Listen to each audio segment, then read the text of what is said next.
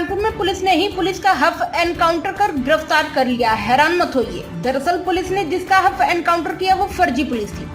पूरी घटना का खुलासा करते हुए पुलिस कमिश्नरेट के डीसीपी पश्चिम विजय ढुल ने बताया कि थाना अरौल क्षेत्र के अंतर्गत 5 मई को मध्य प्रदेश के दमोह निवासी वसीम खान और 2 अन्य साथियों के साथ फर्जी पुलिस बन 4 अज्ञात बदमाशों ने लूट की घटना कर तीनों मध्य प्रदेश निवासी अलग अलग थाना क्षेत्र में रोड किनारे फेंक दिया था, जिसमें लूट की घटना के बाद वसीम ने थाना अरौल पर लिखित तहरीर दी थी। यह तीनों मकनपुर गांव बद्दुद्दीन जिंदा साहब मदार की दरगाह पर अपने धार्मिक गुरु पीर से मिलने के लिए आ रहे थे। पुलिस ने देर रात मुठभेड़ के बाद बदमाश दिव्यांशु कमल उर्फ लाली, संटी उर्फ अमन, ऋषु, सविता उर्फ लड्डू, सत्यप्रकाश यादव और सूर्यकांत चौरसिया को मुठभेड़ के बाद गिरफ्तार कर लिया है, जिसमें से एक बदमाश सूर्यकांत चौरसिया के पैर में गोली लगी थी, जिसको उपचार के बाद कार्रवाई करते हुए न्यायालय के समक्ष पेश किया गया है। और इस पूरी घटना के सफल अनावरण करने वाली पुलिस टीम को हौसला अफजाई हेतु 50,000 रुपए और प्रशस्ति पत्र दिए जाएंगे। सर, ये फर्जी पुलिस वाला बनके क्या है, पूरी कहानी है, उसने अभी तक क्या कार्रवाई की है? दिनांक 4 मई की रात्रि में 3 व्यक्ति मध्य प्रदेश के दमोह से आए थे और वो मकनपुर में मजार शरीफ पे जा रहे थे। बिल्लौर और मकनपुर के बीच में उनके द्वारा बताया गया कि जब वो अपनी कार से जा रहे थे तो उनके साइड में आके एक दूसरी कार रुकी, इसमें से 4 व्यक्ति उतरे और उन्होंने अपने आप को पुलिस विभाग का होना बताया। वो सभी सादे वस्त्रों में थे और इन लोगों को इनकी कार से उतारकर उनको अपनी कार में डाल लिया, उनके साथ मारपीट की, उनके घर पे फ़ोन किया और बताया कि या तो आप हमें 1 लाख रुपए भेज दीजिए, नहीं तो हम इनको फर्जी मर्डर के मुकदमे में जेल भेज देंगे।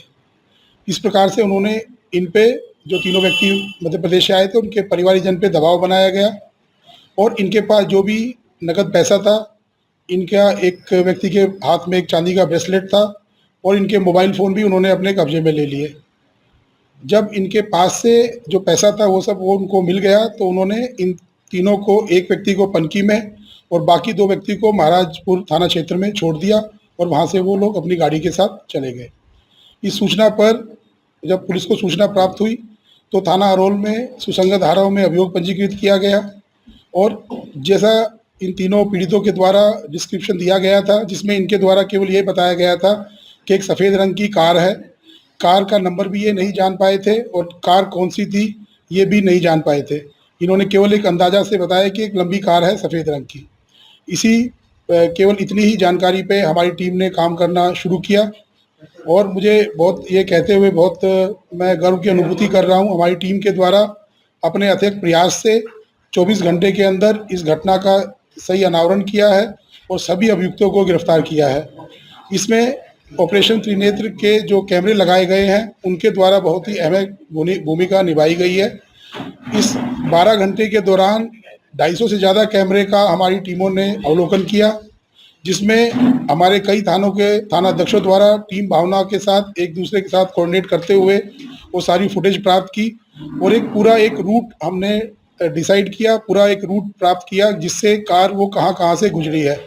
उन सब कैमरों से जो कार के बारे में जानकारी प्राप्त हुई, जैसा इन लोगों ने बताया था, उसके अलावा जो ह्यूमन इंटेलिजेंस और मोबाइल सर्विलांस के माध्यम से इन सभी 4 अभियुक्तों की पहचान हुई और इन सब अभियुक्तों को पकड़ने के लिए जब घेराबंदी की गई तो कल रात में, जो बीती रात है, उसमें अरौल थाना क्षेत्र में विजडन रोड पर हमारी टीम अपनी चेकिंग कर रही थी इन्हीं अभियुक्तों के लिए और एक आम चुनाव के दृष्टिगत। इसमें एक गाड़ी में ये 4 अभियुक्त आए और उन्होंने पुलिस बैरियर को टक्कर मार के वहाँ से भागने का प्रयास किया। पुलिस के द्वारा इनका पीछा किया गया। अपने आप को घिरता देख इन लोगों ने पुलिस की टीम पे फायर किया। जवाबी फायर में इनमें से एक व्यक्ति सूर्या उर्फ सूर्यकांत को पैर में गोली भी लगी और 4 व्यक्तियों को पुलिस के द्वारा मौके पे गिरफ्तार कर लिया गया। जो गाड़ी में ये कल थे वही गाड़ी है स्विफ्ट डिज़ायर जो इन्होंने परसों अपराध में इस्तेमाल की थी। इसके अतिरिक्त एक अन्य व्यक्ति है सत्यप्रकाश, जिसने ये गाड़ी इनको उपलब्ध कराई थी। दरअसल ये गाड़ी जो है एक व्यक्ति की है जो कि रहने वाले साउथ क्षेत्र के हैं। उनके द्वारा सत्यप्रकाश को शादी में बुकिंग के लिए गाड़ी दी थी और सत्यप्रकाश ने एक तरह से अमानत में खयानत करते हुए उस गाड़ी को इनको आगे अपराध करने के लिए दे दिया। तो सत्यप्रकाश को भी गिरफ्तार कर लिया गया है। 5 अभियुक्तों को आज पुलिस अभिरक्षा में ले जाके न्यायालय के समक्ष प्रस्तुत किया जाएगा और आगे उनको न्यायिक हिरासत में भेजा जाएगा। सर ये जो लोग हैं जितने भी आरोपी हैं ये पहले से अपराध करते रहे हैं, गैंग है या पहली बार किया, कौन है? इनमें से ज़्यादातर अपराधियों के ऊपर पूर्व में चोरी के मुकदमे हैं। एक अपराधी के ऊपर थाना गोविंद नगर में अटेम्प्ट टू मर्डर और आर्म्स एक्ट का भी मुकदमा है। ये सारा इनकी क्रिमिनल हिस्ट्री आप लोगों को प्रेस नोट के माध्यम से मिल जाएगी।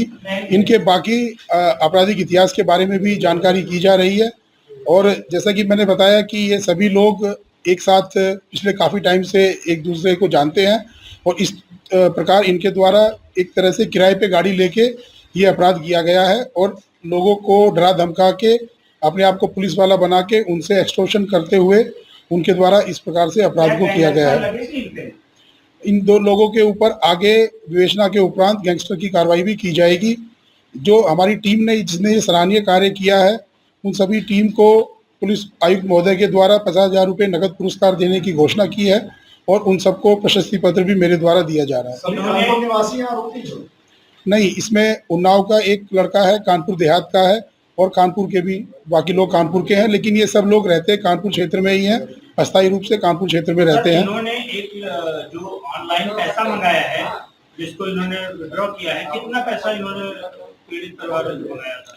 इन्होंने 50,000 रुपये एक व्यक्ति से मंगवाया था और कुछ पैसा इनके पास कैश था, तो कुल वो सारा पैसा ये विड्रॉ नहीं कर पाए। करीबन 42,000 रुपये ये लोग विड्रॉ कर पाए हैं क्योंकि कई जगह पे एटीएम इनका काम नहीं कर रहा था, उसमें कुछ दिक्कत थी। इस प्रकार से 42,000 रुपये इनसे लिए गए और इनके तीनों के मोबाइल फ़ोन इन लोगों के द्वारा फेंक दिए गए ताकि इनको कोई ट्रैक ना कर सके। सर एक सवाल ये है कि जिस तरह से और चूंकि 5 लोग थे इसलिए डकैती भी लगती है, मैं देख रहा हूँ कि प्रेस नोट पे इस तरह की कोई धाराएं नहीं, तो थोड़ा सा बताइए। देखिए, घटना में जब उनके द्वारा पुलिस को सूचना दी गई तो उनकी सूचना में जो एफआईआर का मजमून है उसमें ये लिखा हुआ है कि उनको ये डर था कि ये पुलिस वाले हैं और इसी डर से वो लोगों ने ना तो शोर मचाया ना ही उन्होंने उसका विरोध किया। हमारे पास ऐसी कई सारी फुटेज है जिसमें इन लोगों को उन्होंने बंधक बना रखा है, उसको उतार के वो एक एटीएम में लेके गए तो वो आराम से उनके साथ चल के जा रहे हैं। उन्होंने ना तो भागने का प्रयास किया जबकि आसपास काफ़ी गाड़ियां मूव कर रही हैं, ना ही उन्होंने शोर मचाने का प्रयास किया। तो इस तरह से उन्होंने उनके परिवार को ये बताते हुए कि हम पुलिस में हैं और इनको बंधक बना के उनसे जो पैसा लिया गया था उसके आधार पर ही तत्समय धारा 388 का मुकदमा दर्ज हुआ था और जो पांचवा व्यक्ति है ये व्यक्ति मौके पे उपस्थित नहीं था। इसका काम केवल उनको वाहन उपलब्ध कराना था। ये पूरे टाइम उस घटना के समय अपने घर में था। प्राइम संदेश न्यूज से शकील अहमद की विशेष रिपोर्ट।